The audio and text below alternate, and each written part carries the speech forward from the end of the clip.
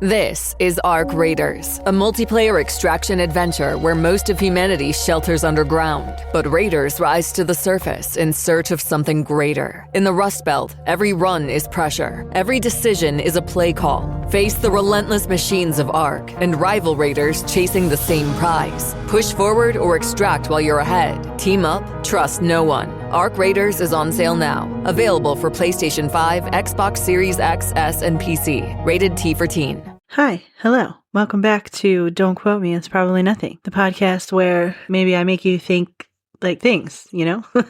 I'm Kelly. I feel like I haven't said that in a little while. I don't know if I said that last episode. If you're new here, I get high and talk about all over the things. And then sometimes I say weird stuff, you know? Like how I just had a hankering for a hot dog. Speaking of hot dogs, so you know the song by Luke Combs, When It Rains, It Pours, that came out, I feel like it was like 9 or 10 years ago, you know? Well, first, let me just tell you that I am the queen of wrong song lyrics. I thought Busta Rhymes said, pass the kibasi A, you know? And I was like, he must really like kibasi. So, with this particular song, I just found out that he won a used four-wheeler and not a year's full of wiener. Because I've been singing a year's full of wiener, which makes no frickin' sense at all. But that's what I thought those lyrics were. I was like, wow, he really likes hot dogs. Well, anyway, now that I introduced myself, there's something wrong with me, I think. I mean, my therapist hasn't said that there was something wrong with me yet, but I don't know. Who knows? One day she might. Anyway, today is Tuesday, which means I would usually do a True Crime Tuesday, but I did not feel like talking about crime today, if that's okay with you, which I guess it is because I'm not talking about crime. Today, I want to talk about mass hysteria and collective delusions because we could all panic at the disco together. But if you have ever looked around and thought, am I crazy or is everyone else? Then this episode is for you. Okay, so before we get into people dancing themselves into exhaustion and entire towns panicking for no reason, let's talk about what mass hysteria actually is, because it sounds dramatic, and it is, but it's also way more common than we'd like to admit. So mass hysteria, also called collective delusion or mass psychogenic illness, happens when a group of people start experiencing the same fear, belief, or even physical symptoms without any actual physical cause. Like no virus, no toxin, no monster under the bed. It usually starts during times of stress, uncertainty, or fear, like war, disease, social pressure, economic anxiety, you know, light stuff. And this is the important part. So this doesn't mean people are lying, and it doesn't mean people are stupid. Our brains are wired to mirror each other. So if one person panics, your brain's like, oh my God, why are they panicking? Should I also panic? If enough people panic, your brain stops asking questions and just goes, oh, okay, this is what we're doing right now. It's like emotional peer pressure, I guess, is a good way to explain it. But once that idea takes hold, logic is basically like, hey, maybe we should slow down. And everyone else is like, no, heart emoji. So symptoms can include fear, anxiety, fainting, nausea, pain. That is so odd to be I don't know, in the throes of mass hysteria and just being like, well, yeah, I guess. That never mind. That makes sense. It makes sense. And the wild thing is that the symptoms feel real because your brain doesn't need permission to freak out, you know? My brain freaks out all the time. And I don't say, hey, go ahead, brain, freak out. It just does it on its own without my permission, which I don't like. But mass hysteria spreads through suggestion, authority figures, social pressure, and good old-fashioned everyone else is doing it. Basically, if someone confident enough says, this is happening, a lot of brains will be like, sounds legit. I know that's not the actual words, but in bench warmers, when they hand the birth certificate and it just says, I am 12 with the picture and the money, and the ump's like, he's legit. Anyway, once a group commits to a belief, it becomes very hard to undo because no one wants to be the first person to be like, are we sure? Sorry, I keep chuckling, but hi. I'm high. But mass hysteria isn't about like one person losing their mind. It's about lots of normal people syncing up their anxiety together. And like throughout history, this has truly led to some unhinged moments, which brings us to my personal favorite example, like literally my favorite. Okay, the time an entire town just started dancing. So this is where mass hysteria was like, let me show you what I can do, okay? Look what I can do. That was a Mad TV reference with Stewart, for any not old people out there. I miss Mad TV for real. That was like way better than Saturday Night Live.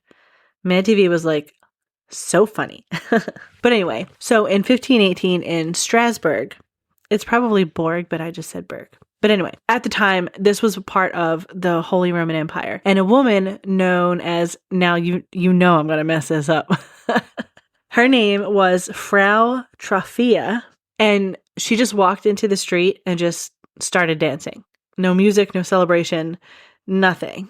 Just dancing. And people were like, okay, weird, but like mind your business, you know? Except she didn't stop. And she danced for hours and then days. And then instead of someone going, hey, maybe she needs help, other people just like started joining her. Imagine you're in like crisis mode, you know, and the only way to get out your crisis is to dance. And instead of helping, all these people were like, hey, let's go. Let's all do the hokey pokey together. But within a week, dozens of people were dancing. And then within a month, there were hundreds. Men, women, all ages, just like aggressively dancing in the streets. And the crazy thing is, like, they could not stop. Like, people reportedly danced until their feet bled. They collapsed from exhaustion. They had heart attacks. They literally died all from dancing. Now, you think people would be like, okay, let's shut this down. But no, they did the opposite. So officials at the time believed that the solution was more dancing. They thought the dancers were suffering from an excess of hot blood, and the only cure was to dance it out. So what did they do? They hired musicians, built a stage, and encouraged people to keep dancing. That's like seeing a house on fire and be like, have you ever tried gasoline? So they continued dancing for weeks until people were like physically unable to move anymore. And historians believe that this was a mass psychogenic illness triggered by extreme stress, famine, disease, religious fear, and a culture that already believed in curses and divine punishment. Basically, the town was under so much pressure that one person's breakdown became like everyone's breakdown. And because people at the time believed strongly in supernatural causes, the behavior spread pretty fast. Pardon the snoring, is Clarabelle. Per usual. She's so loud. Once like enough people believe something is happening, then like it is happening, you know, not because like it's logical, but because belief is powerful. The dancing plague eventually stopped on its own, but no one ever found like a physical cause. Like no drugs involved, no toxins, no illness, just hundreds of people losing control of their bodies together, which sounds like fun and terrifying at the same time. If an entire town can dance itself to death with like no music, right? What else are we capable of convincing ourselves of, you know? And that's not even the only time humanity panicked like this. Like, not even close. So let's talk about the time America collectively, all together, heard a radio program and we're like, oh yeah, aliens, this feels correct. That's correct. That was my Chris Farley voice in Billy Madison when he was helping him study and he was like stripping his clothes off. Funny. Anyway, so in 1938, a radio drama adaptation of The War of the Worlds aired on CBS, and it was directed and narrated by Orson Welles, who was 23 years old and apparently woke up that day and chose chaos. So the broadcast was presented as a series of breaking news bulletins, interrupting what sounded like a normal radio program. And that detail is very important because people trusted radio the way we trust like our like emergency alert phone thing, right? If it came through the radio, it was official. Just as like if our phones start going off, it's like, oh, something happened. So the listeners tuned in mid-broadcast and heard things like explosions reported in New Jersey and a strange object has landed and creatures emerging from a spacecraft and the military is responding. Like no intro, no disclaimer, just like straight panic. And people absolutely lost their minds. Some listeners believed aliens had invaded Earth. People fled their homes, churches filled up, police stations were flooded with calls. Some people packed cars and tried to escape. Which, if aliens are invading Earth, where are you escaping to? Because it's not like you can leave Earth, you know? But all of this was because of a radio show. Now, to be fair, the program did say it was a dramatization at the beginning, but a lot of people missed that because they either tuned in late or were already anxious for whatever reason, or like someone sounded confident on the radio, you know? Like I say all of this with all of the confidence, but just forget not to believe anything I say because most of the time I'm wrong. My brain just does not even work right. That was supposed to say, remember not forget. But newspaper the next day were full of headlines about like panic, mass hysteria, and public chaos. Now, historians later debated how widespread the panic really was. So some say it was exaggerated by newspapers who were salty about like the radio stealing their audience, which is very like media wars of them. But here is the key takeaway. Enough people believed it that it became a national moment. So the authority is the radio, which people trusted. The fear is pre-World War II tension. The presentation was like a new style reporting and zero time to fact check. And people didn't stop to think, hey, why would aliens land in New Jersey first? They just like accepted it, which honestly feels on brand for humans. And this is why War of the Worlds is such a perfect example of mass hysteria, because nothing physically happened. There was no aliens, no invasion, no explosions. Just a story told convincingly enough that thousands of brains went, okay, I guess this is reality now. And if that can happen in 1938, before social media, before viral videos, before group chats, like, we never stood a chance. Just got a new puppy or kitten. Congrats. But also, yikes. Between crates, beds, toys, treats, and those first few vet visits, you've probably already dropped a small fortune, which is where Lemonade Pet Insurance comes in. It helps cover vet costs so you can focus on what's best for your new pet. The coverage is customizable, sign-up is quick and easy, and your claims are handled in as little as 3 seconds. Pro tip, Lemonade offers a package specifically for puppies and kittens. Get a quote at lemonade.com/pet. Your future self will thank you. Your pet won't. They don't know what insurance is. Now, I know I did an entire episode on this, but I need to talk about the time when the United States collectively decided that everyone was secretly in a satanic cult. Because in the 1980s and early 90s, America experienced what is now known as the Satanic Panic, and that was a lot. So the basic belief was that there were hidden satanic cults operating everywhere, especially in daycare, schools, and small communities, abusing children as part of an elaborate ritual ceremony. And if you're already thinking, okay, but where's the evidence? Good question. There was none. But that did not slow anyone down. So the panic was fueled by fear of changing social norms, anxiety about women entering the workforce, very intense religious messaging, and talk shows, news segments, and self-proclaimed experts. Basically, everyone was already anxious, and then someone just yelled Satan. And America was like, say less. So one of the most infamous cases was the McMartin preschool trial in California. So teachers were accused of running a massive satanic abuse ring involving underground tunnels, ritual sacrifices, and secret ceremonies. And after years of investigation, no physical evidence was ever even found. No tunnels, no proof, no cult. And the trial lasted 7 years, cost millions of dollars, and completely destroyed lives because those people were innocent and lost their job along with everything else, you know? But this wasn't just one case. Across the country, parents accused teachers, therapists used leading questions on children, law enforcement believed claims without any evidence, innocent people were arrested, fired, and ostracized, all because a story sounded crazy enough to feel real. And the wild part is once the idea took hold, people started seeing satanic symbols everywhere. Heavy metal music? Satanic. Dungeons and Dragons? Satanic. Cartoons? Probably satanic. Wild. A wild thing people are. So what makes this a textbook case of mass hysteria is that the fear spread socially, authority figures reinforced it, questioning it made you suspicious, and no amount of evidence could stop it. Once people believed this was happening, their brains filled in the details. Because fear doesn't need facts, it needs momentum. Eventually, all the charges were dropped because the investigations fell apart, and experts admitted that methods were flawed. And years later, psychologists and historians agreed that this wasn't a hidden cult problem, it was collective delusion, a panic that fed on itself until it burned out. Not that people believed something false, but that once the fear started, no one wanted to be the person to be hey, maybe not, which is kind of a running theme here. It's not the docket of dumb, because it's not a True Crime Tuesday. Because if you think mass hysteria ended in the 1900s, which I don't like saying, I have something else to talk about. So I'm going to just tell you, I'll like rapid fire some modern collective delusions where we basically just said, yeah, this is real now. So like, I don't want to play my gavel because like I said, it's not the docket of dumb. So first is the great toilet paper apocalypse. I think you know what we're talking about. One person panicked and bought all the toilet paper during COVID, right? And then another person panicked and bought toilet paper. And suddenly everyone was hoarding toilet paper like it was currency. There was like no shortage, like, and no explanation for it. They were just like, doing it? And at no point was someone like, why are we doing this? Okay, so we moved during COVID in 2020, and like, we may or may not have had to stock up on toilet paper after an entire year.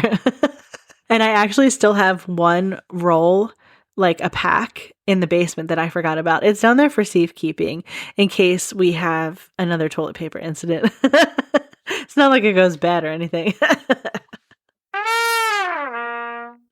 5G is melting our brains. So entire communities were convinced that 5G towers were causing illness, controlling minds, and summoning demons. People like were literally attacking cell towers, which I am going to talk about that on an episode later about energy and sound frequency and all that fun stuff. Parents were convinced that creepy images on the internet, like Momo, Slenderman, and Internet Boogeyman, were mind-controlling kids, forcing them to self-harm and appearing at night like sleep paralysis demons. Was it scary imagery? Yes. Was it coordinated mind control? I don't know. Then there's also the end of the world timelines. So the world was ending in 2012. I feel like during every eclipse, at every retrograde, at least twice a year. I remember, which is a sad thing, like when people thought, I mean, the world ending and the rapture are two different things, but when people would say, like, the rapture is coming, and like they were upset that they didn't get raptured, you know, that was a little sad. But also, I don't know, I feel like I'd be singing with arms wide open. Please take me. One, because I would love to meet Jesus. I feel like he was funny, you know? I feel like if me and him were to hang out, like, we'd be chuckling the whole time. All of these, like, things work because they all have the same ingredients. Speaking of ingredients, I am going to bake some cookies soon, and I'm so excited to eat them. Just the only thing that sucks is like when I put them in the container, they lose their crunchiness and they become soft, and I don't know how to fix that. I feel like I can Google it, probably. It's probably like putting a piece of bread in there or something, right? Is that what you're supposed to do? The bread soaks up the moisture or something like that, which is funny because when cookies start to like expire, they get soft, and when bread starts to expire, it gets hard. And I wonder why, because aren't they kind of like there's flour in both of them? So why would that happen? If you know, tell me. You know, you can't tell this on here because I'm, recording it and I was paused. But anyway, I just like was scrolling Instagram because, I know I was scrolling Instagram because I was looking for something. Anyway, I ended up on Threads somehow. Don't know how. And so someone posted this and I want to talk about it right quick. So they said, who can hear electricity or smell rain before it falls? And at what age did you realize this was not normal? Tell me what other spidey senses you have. And that's wild because I thought everyone smelled the rain before it came. I can smell electricity, hear it most of the time, I think. But someone commented and they were like, does everyone think constantly? Like it's a never ending dialogue on your head. Like as I'm typing right now, I'm thinking about other stuff. And I do that too. And then I asked my husband if he did that and he said no. And I was like, so your mind is just like empty and blank? Do you know what that must feel like to have a blank mind? Like, I don't know. I don't know if I would like it. I feel like it would, I don't know. I have no clue.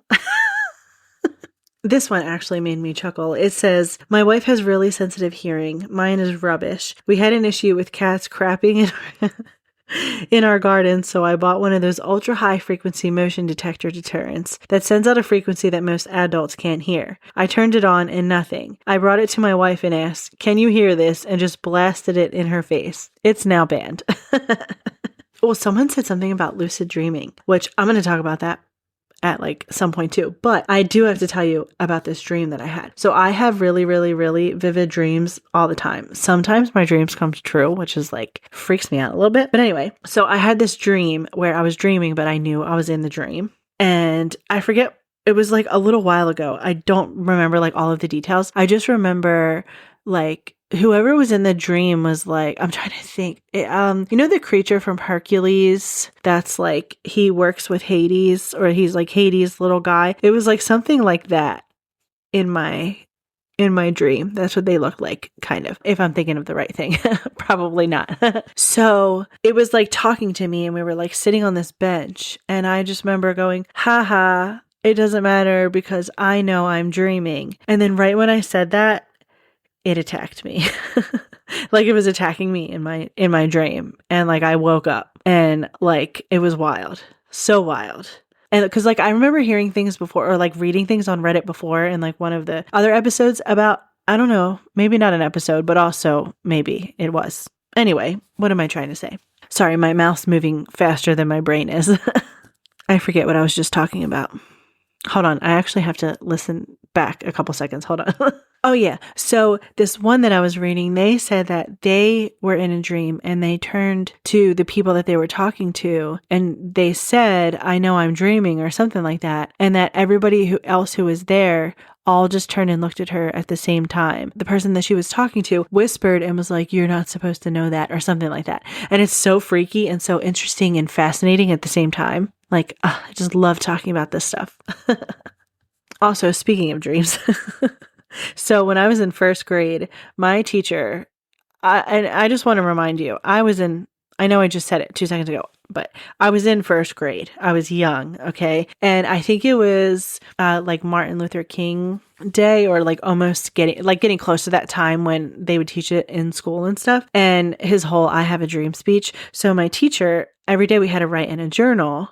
And my teacher, the prompt for that morning was, describe a dream you had. But I thought she said had, H-A-D. And I think what she said was, describe a dream you have, H-A-V-E.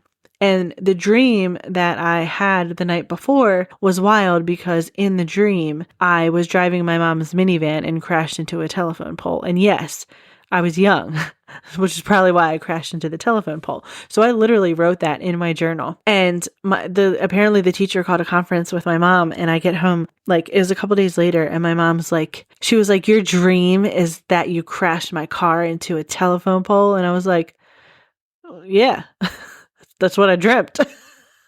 And she was like, why is that your dream? I was like, I don't know. I dreamt it. Like, I don't know.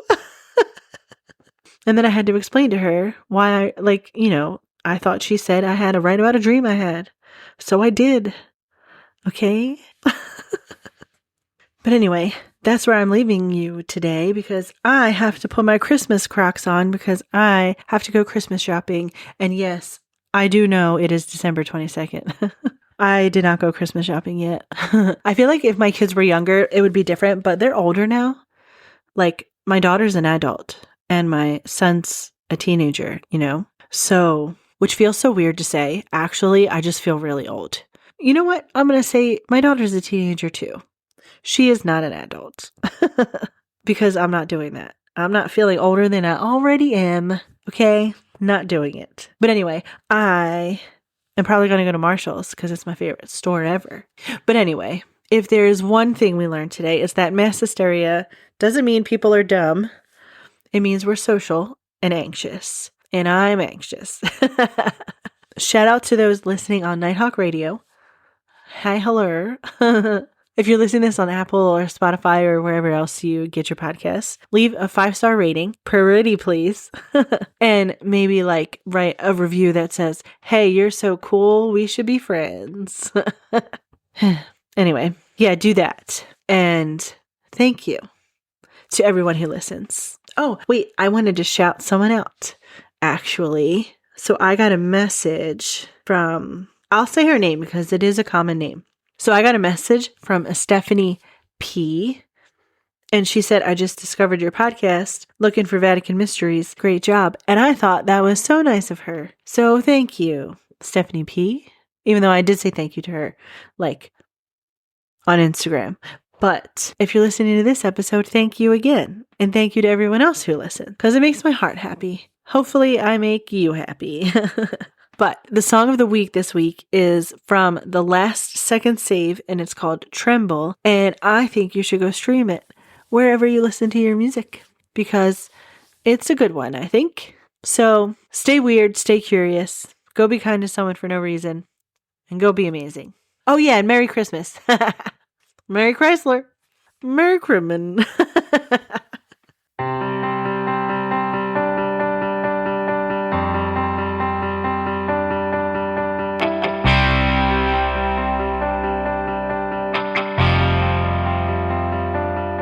I use this can of spray paint to write my name on the city block so I can find my way back to the home I love and where I grew up. Back to yesterday before the clouds rose up. And I know now about tragedy. I've seen it now in the worst degree. We're not alone. See a helping hand reaching down for me. We're not afraid. Though these broken walls may crumble at my feet. We're not alone. See the gray skies open up into a new day. We're not afraid. Stand up and wipe the dust off of my face, and I am strong. And honestly,